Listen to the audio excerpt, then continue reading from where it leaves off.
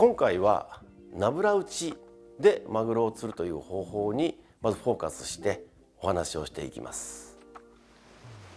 ナブラ打ちで大事なことって一つ目はまず魚の群れを見つける、もうナブラを見つけること、その見つけ方についてですね。から2つ目、そのナブラを見つけた時に同時に今マグロが食ってる餌を判断するっていうことです。なのでそのナブラの出方、あるいは鳥の餌の追い方、移動スピードというところをよく見てることでより確実になっていくので、今日はそこの大事なお話をしていきます。僕もこういったことを人に伝えることっていうのはもうめったにないことなので、なるべくうまく皆さんに伝わるようにちょっと頑張って説明していこうと思います。それではまず最初にナブラの見つけ方についてお話をします。沖合に船を出していって、水平線を見ていて、僕らは必ず水面から上の変化を見てるんですけど、そうするとよく見てるとたくさんの鳥が固まってる場所があったりします。それをいわゆる鳥山っていうんですけど、はい、鳥山、もうちっちゃい点に見えたりするんですけど、たくさんの鳥が集まっています。じゃあなんでそこにたくさんの鳥が集まるかっていうと、その下には鳥が食べたい小魚がいっぱいいて、でその小魚はなんでこの水面近くにいるのかというと、はい、マグロがこの小魚たちを襲ってるからなんですね。なので僕たちはこの鳥をまず探して、この鳥がでも近くに餌があれば降りてきたり上がったりを繰り返したり、あるいはこのマグロがね、もう泳ぐスピードがすごいので水柱をドカーンドカーンと上げながらこの餌とか、例えばイワシとかね、そういった魚たちを捕食しているシーンを目の当たりにできます。そういったものを見つけたらもうまず大チャンスなので、僕らアングラーはまず魚を釣るためには鳥山があったり、あるいは捕食している水柱がある場所を見つけることです。まずそういった変化を見つけることから始めていきます。多少波があってこういうのが見つけにくいなって日もあります。そういう時は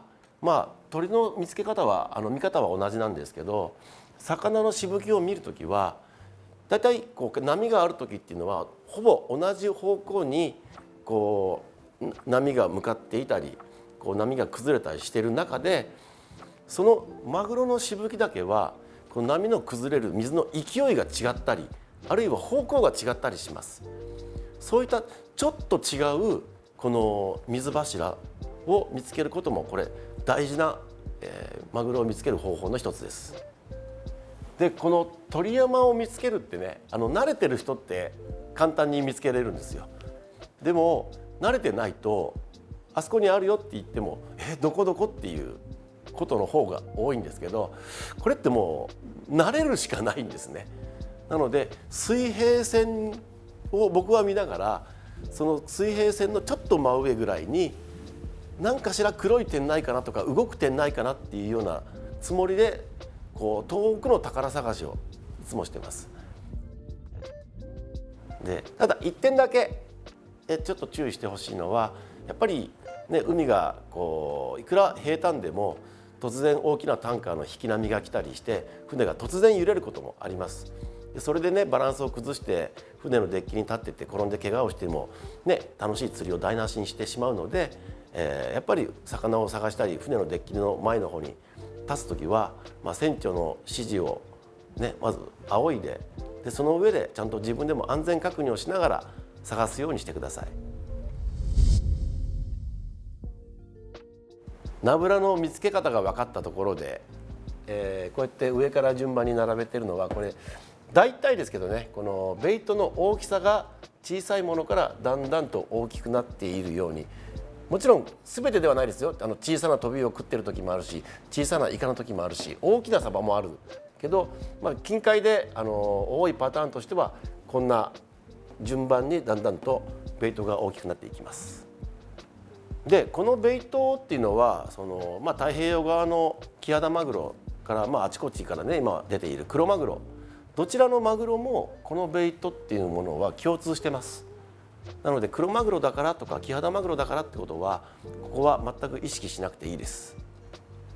こういったベイトたちの、どれが今餌になっているかっていうことを判断するのは、それはですね、一つはマグロの捕食のスピードとかその捕食の食い方なんですね。それをまずお話しすると、例えば泳力が低くてサイズも大きくないっていう、例えばこのカタクチイワシなんかだとマグロが簡単に餌の周りを囲めちゃうんですね。餌をもう食う瞬間から。そうなると泳力のない弱い餌たちはぎゅーっと、よく言うこのベイトボールと言うんですけど、餌が密集して円を描きます。もうぐるぐるぐるぐるぐるぐるっとなってます。この状態になった時はもう餌があっちこっちに逃げたりができなくなるので、一点に黒い塊のベイトボールが出来上がって、そこにマグロたちがアタックをするようになります。非常に狙いやすいといえば狙いやすいんですね。動きがないので。でそれに対してじゃあちょっとベイトが大きくなって泳力が高い魚、例えばもう小さなサバですらこのイワシよりはだいぶ泳ぐスピードが速い。それから、このソウダガツオも速いですね。この辺りのベイトの時は泳力の高いマグロでもちょっと大きめの餌になるとベイトボールというものを作れなくなります。そうなると水柱が一箇所で同じところで上がるんじゃなくて、散発的に間が空いた状態の水柱がいっぱい上がるようになります。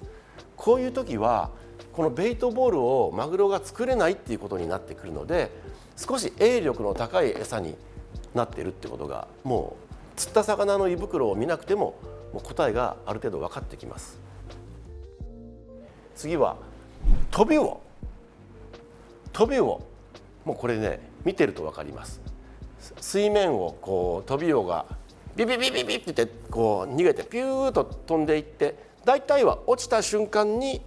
マグロにドーンと食われてます。あるいはこのドーンと食ってるそばから食い漏らしたやつがすぐにまた水面上にピューッと飛んでったりするので、このトビウオっていうのはもう見てるだけで分かります。それから次イカも横に逃げるスピードってそんなに速くないので、割とスピードとしてはこのカタクチイワシとか小さなベイトボールを作ったような形で、今度はこのイカが何匹もが密集して垂直にね、この水面がここだとしたらぴょっぴょっぴょってね、このイカが頭を出すような、そんなイカ団子っていうのを作ってきます。この時も移動スピードは遅いっていうのと、鳥山もある程度ずっと同じところにあるので、もうあ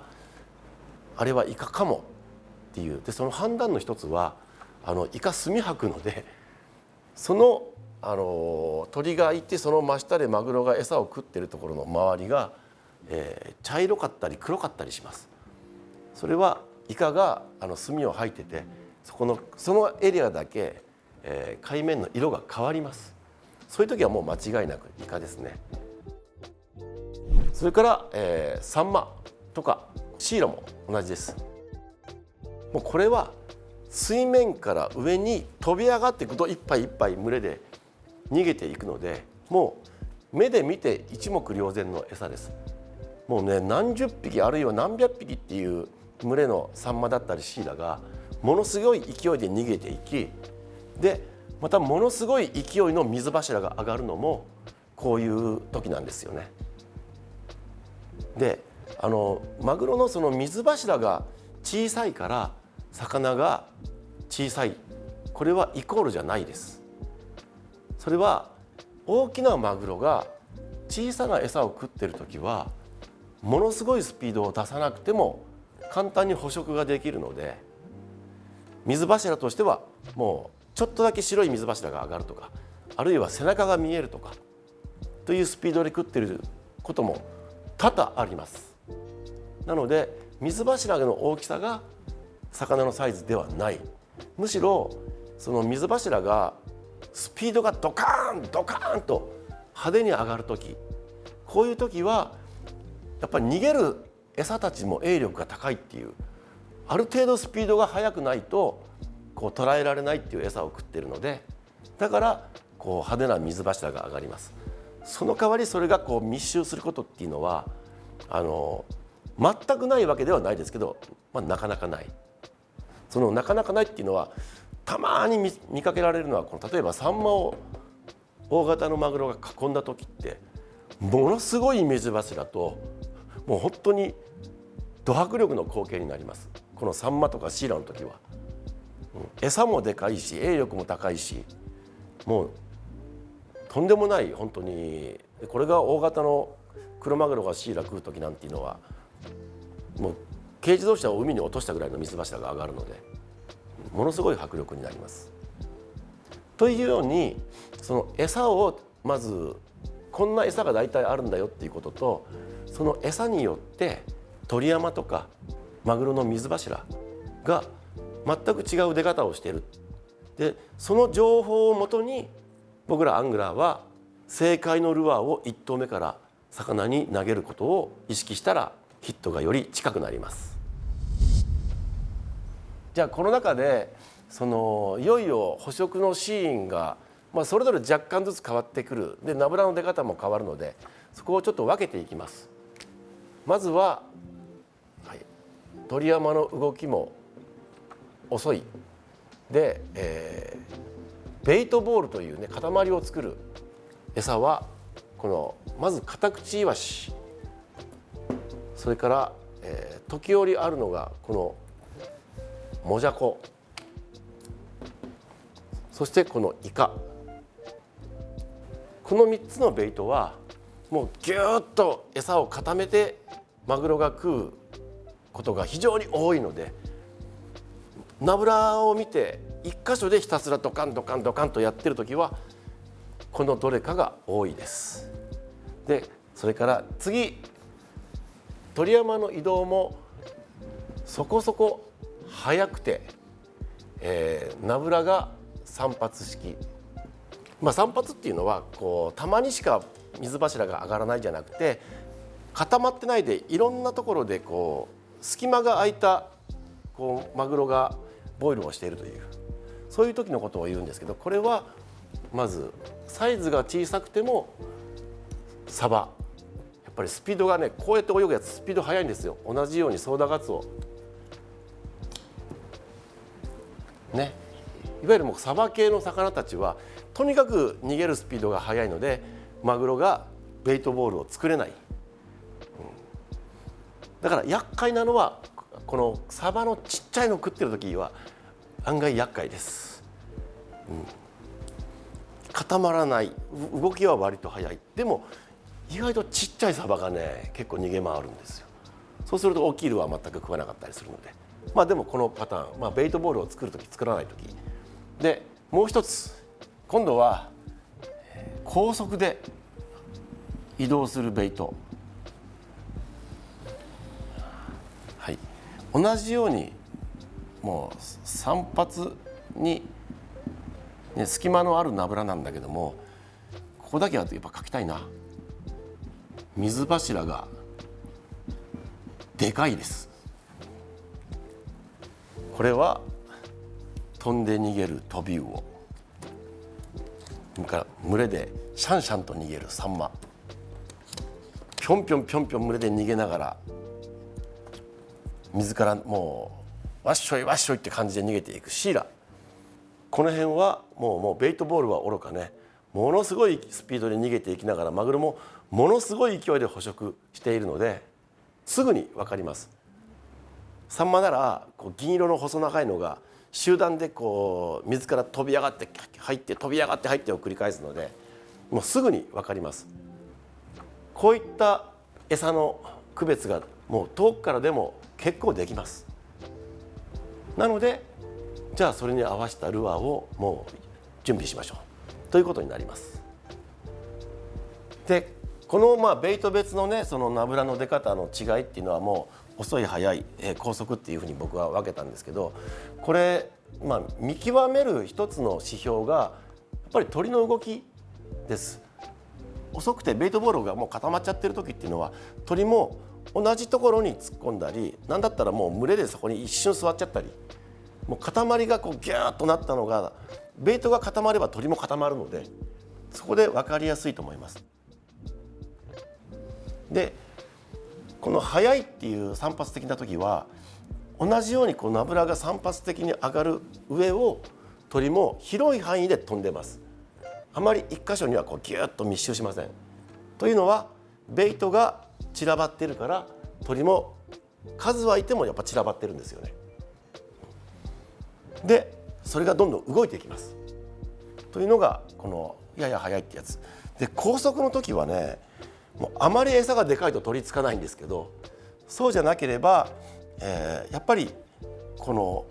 餌が一番多いところに鳥はついていき、その群れが逃げるところをずっと鳥もついていくので、その鳥の動きを見てると、あ、餌の群れは今もうあっちに行ってるとか、あ、戻ってきたとか、いろんな情報は鳥が教えてくれますので、鳥の動きは、餌の動きイコールもうマグロの群れの動きを知る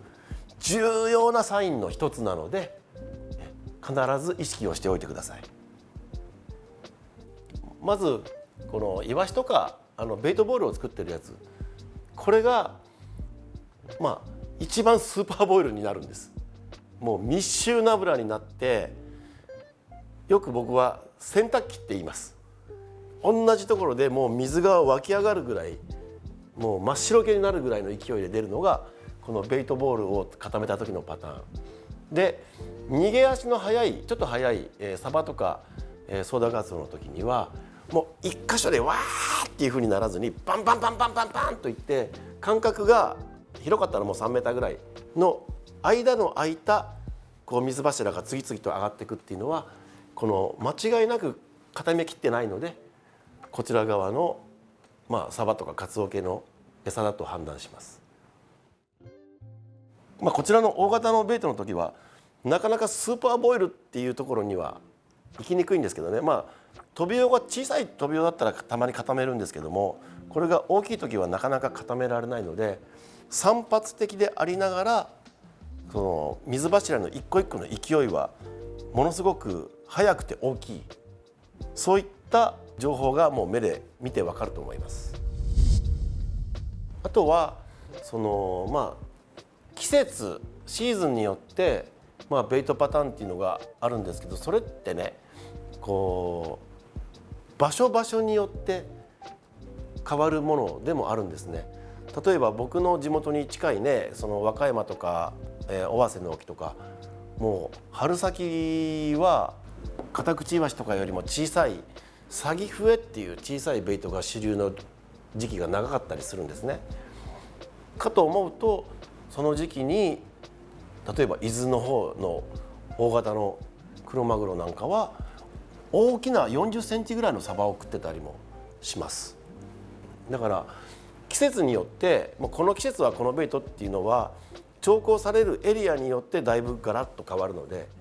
そこは、ね、この場では一概には断言はこれできないです。けど冬場はサンマが多いですよね。それから春先から夏にかけては、マイワシ、カタクチイワシから小サバが太平洋側のキハダでは多いです。日本海側のクロマグロ、特に大型の個体はどうかな。最初は大きなマサバだったのが、トビウオがだんだんねこの親潮に乗って上がってくると、このトビウオを食ったりもしてます。秋冬の津軽海峡はこのシーラパターンと、それからこのイカ、しかもアオリイカパターン、津軽海峡は10月11月ぐらいはねピークを迎えます。その時はね、餌が大きいので大型のルアーで狙えるチャンスですけどね。これで、ナブラの見つけ方、それから鳥山の見つけ方から、その鳥山を見たり水柱を見て、どんな餌が食われているかっていうのの判断の仕方まで、お話ししました。この次はじゃあいよいよこの食ってる餌が想定できたところでどんなルアーをどんな操作をして食わせていくのかについてお話をしていきます。